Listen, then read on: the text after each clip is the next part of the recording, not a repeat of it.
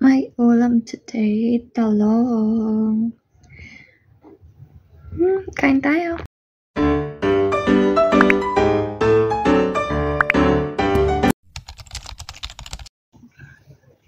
Kain tayo, guys. Ulam ko ay talong. Wala pang ligo, wala pang suklay. Kagising ko lang. Nagluto lang ako ng talong. Ayan. Talong. Gulay is life. Wow naman! Wow! Wow! Tsaka garlic. Ang sarap ng garlic. Simula ako na i-stroke. Hindi na ako mapili sa pagkain. Gulay is life talaga sa akin. Ano lang, konting oil lang nilagay ko. Kasing konting-konti lang. At saka, toyo, konti lang. Hindi siya maalat kasi syempre bawal tayo maalat.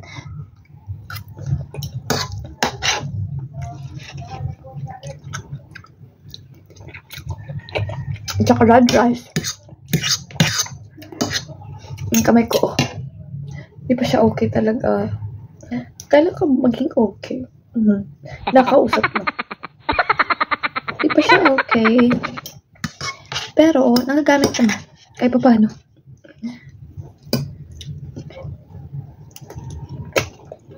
Mahina yung dito ko. Sa mga dulo. Walang lakas. Sa gitna lang yung lakas. Dito wala. Kaya, ganito yung paghawak ko ng kutsara.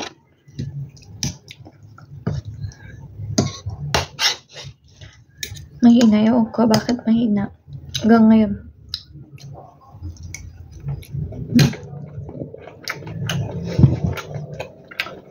Lagi na ako gulay. Isda. Tofu. Ilang mga kinakain ko, tofu, isda, gulay.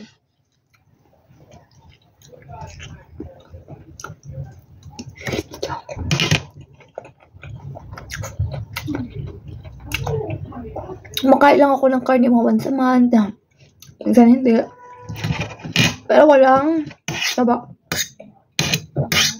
Ganito lang kaliit. Konti lang.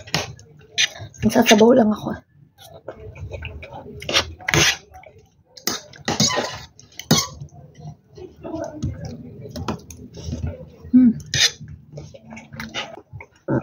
Ang sarap ng gulay. Pabalik-balik lang gulay ko. Ampalaya naman. Talong naman. Okra.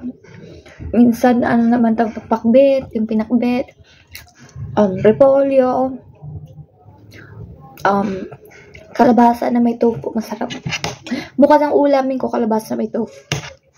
Sarap niya. Madamis-damis sa kalabasa.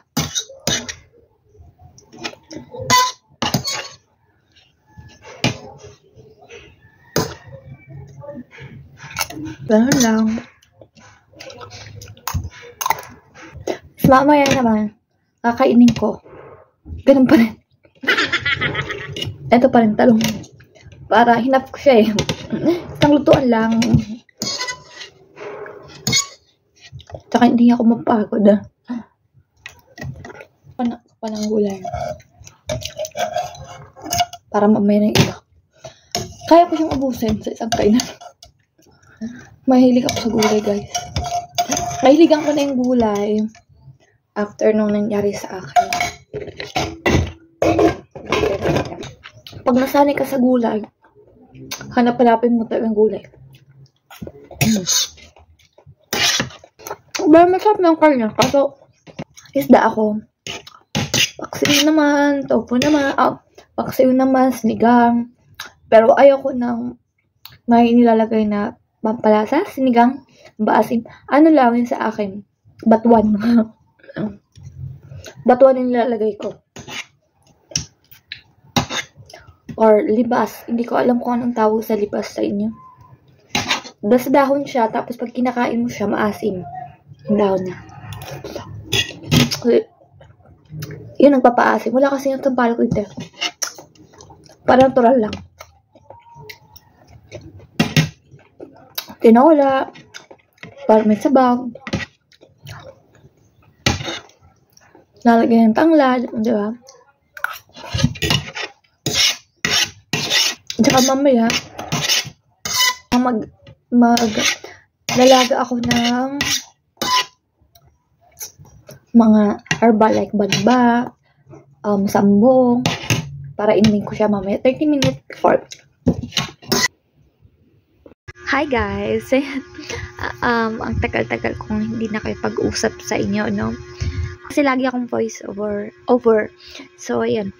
Gusto ko lang sabihin sa lahat na, especially sa mga ka-stroke natin na nawawala ng pag-asa. Alam niyo guys, ako, kung nakikita niyo ako, masayahin. Pero minsan talaga, nalulungkot din. Hindi ko maiwasan minsan. Kasi sabi ko, sana okay ako ngayon kung nagsunod lang ako dati, kung nag-ingat lang ako. Pero ganoon talaga, nasa huli ang pagsisisi. Pero malaban pa rin ako guys. At kahit hindi pa ako fully recovered, eto, hindi ako nagpapastress masyado sa mga bagay-bagay. At sobrang laking factor ng family. Kasi minsan kasi pag na-stress ako, hindi naman talaga natin maiwasan na minsan nanghihina tayo, 'di ba? Minsan malakas, hindi naiwasan 'yun eh. Kapit lang tayo. Pag na-stress ako, ang ginagawa ko, nagtatanong ako sa asawa ko, sabi ko sa kanya, gagaling pa kaya ako? Maging okay pa kaya ako? Maging katulad nyo kaya ako? Sabi niya sa akin, oo naman. Sobrang laking factor 'yun para sa akin. Dati kasi nung na-stroke ako, ayaw ko makarinig ng negative. Sobrang laking factor yung positive na binibigay ng family sa atin, supportive na family para sa atin. Kasi, lahat ng yan tumatatak sa utak natin. Di ba kung anong nasa utak natin, yun ang nangyayari sa katawan natin. Kaya guys, maging positive tayong lahat. No? Itong nangyari sa atin, parang open eye na to eh. Mag-ingat na tayo. Alam kong hindi tayo nag-iisa. Kasi feeling natin minsan eh, pag ganito nangyari sa atin, nag-iisa lang tayo eh. Pero alam kong manalangin lang tayo. Hindi tayo nag-iisa, manalangin lang tayo sa Kanya. Alam kong tutulungan niya tayo kung ipapakita natin na we are deserving na matulungan niya. 'Di ba? Kasi kung wala ka namang ginagawa, wala talagang mangyayari sa'yo. 'Di ba? Faith without work is dead. At saka kanina nung nagsimba ako, no, may nagsabi sa akin kanina na, uy, maganda yung lakad mo, sabi ko sa kanya. Minsan okay, minsan hindi. Natatawa ako dun. Kasi, feeling ko kasi talaga, ganun pa rin talaga yung lakad ko. Kasi may ganun nangyayari sa atin eh. Na yung ibang tao nakakita ng progress mo, pero ikaw mismo hindi. Diba? Pero very, yun sa akin, parang natouch naman ako kahit paano na, okay din ang lakad ko pag tingin nila, pero sa akin, feeling ko hindi talaga, ganun pa rin. May ganun eh, yung ibang tao nakakita kaysa sa atin. Kaya guys, wag tayong mawala ng pag-asa. Gawin lang natin yung best natin. At yung family, syempre, kung may family kayo na stroke, di ba? Supportahan nyo.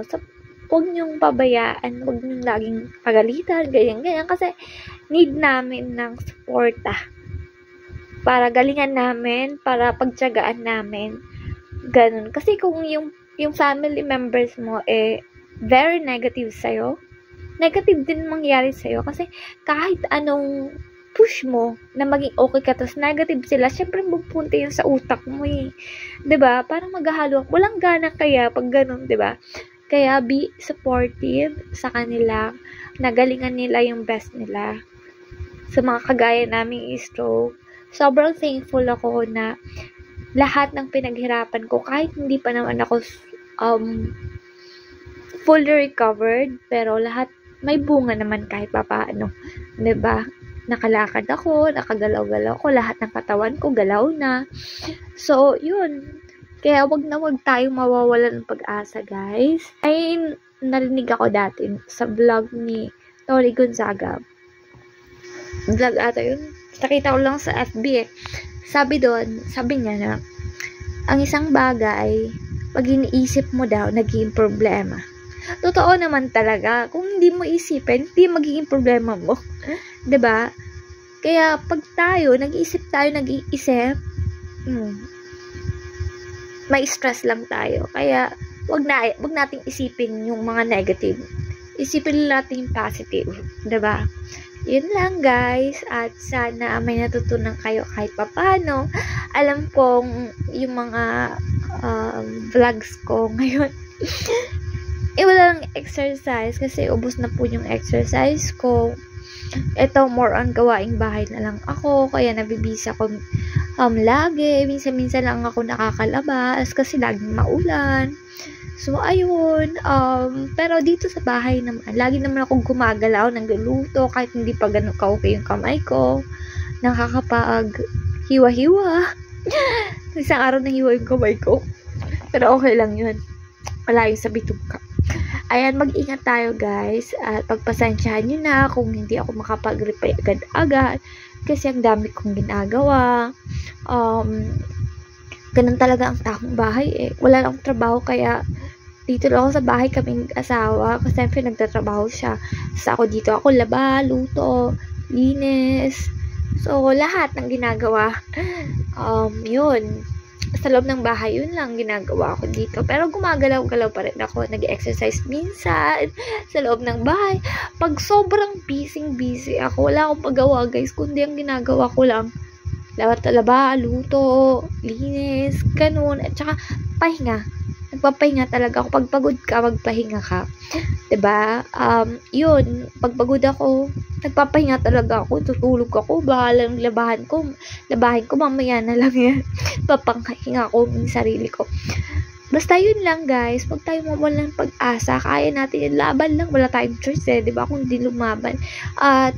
Trust Him. Manalangin tayo.